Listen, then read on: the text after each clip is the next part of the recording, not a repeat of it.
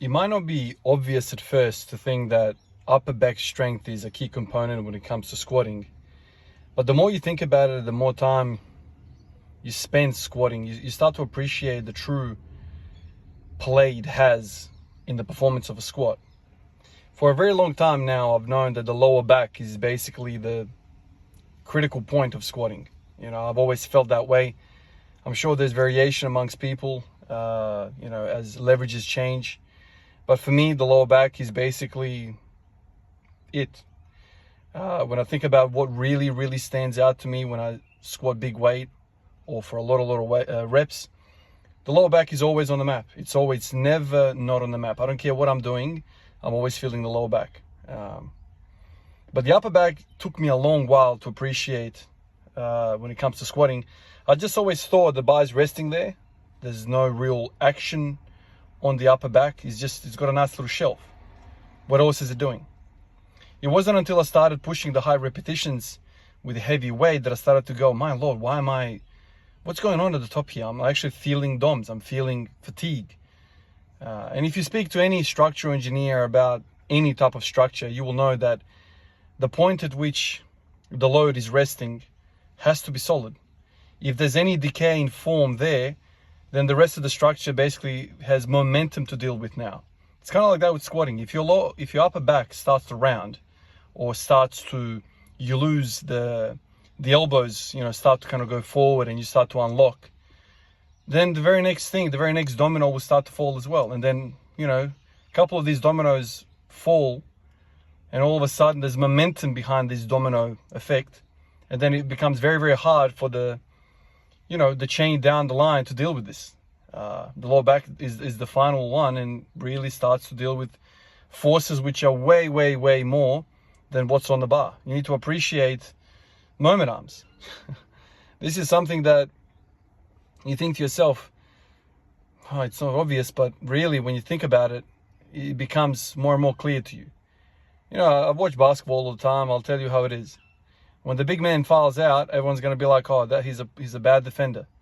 But maybe the people on the perimeter are getting beat too easy and there's straight line drives to the rim and the big man is always meeting him at the top and fouling. So the perimeter guys, or let's say the upper back, is what's failing first.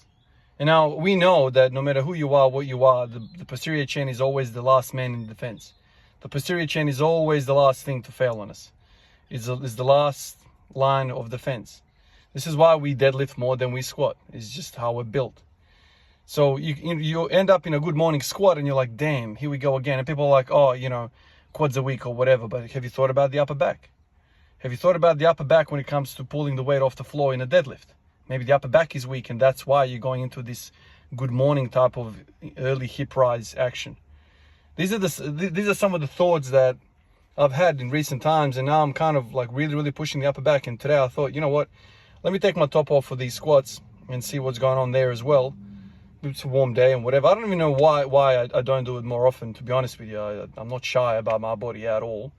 In fact, I've spent the first bloody 10 years of my sporting career between the ages of 10 and 20 playing basketball. You would have the team with the shirts on and then shirts off. And, that's how we did it all the time. But what really happens when you have the shirt off is you see what's happening, right? You see some more information. With the shirt on, you don't see as much. So I thought it was interesting to put this on, to record myself squatting. And, you see that I'm resting this bar really high on my traps. And, a lot of you guys have said, dude, this bar is right on your traps, mate. It's really high. It's how I have comfort. I don't know. And you can see that on my back, like, I don't even know what it's a C5, C7. I don't know what it is. That big bulge of the spine, the most prominent part of the neck, the base of the neck. This is where kind of the bar, rests underneath. And, because I squat every day, I've developed a bloody callus. And I've seen these calluses on a lot of people, Olympic weightlifters and, guys that squat high bar. And this is kind of why I moved away from the bar that I had, or that I still have. I don't squat with the Ohio power bar anymore because the center knurling is just cheese grating my freaking back, man. And so I bought this bar without a center knurl. and it's a lot more comfortable. It doesn't dig into my back anymore. But the callus was made by the damn power bar. If you're squatting high bar, there's no need for the freaking center knurling. Absolutely no point.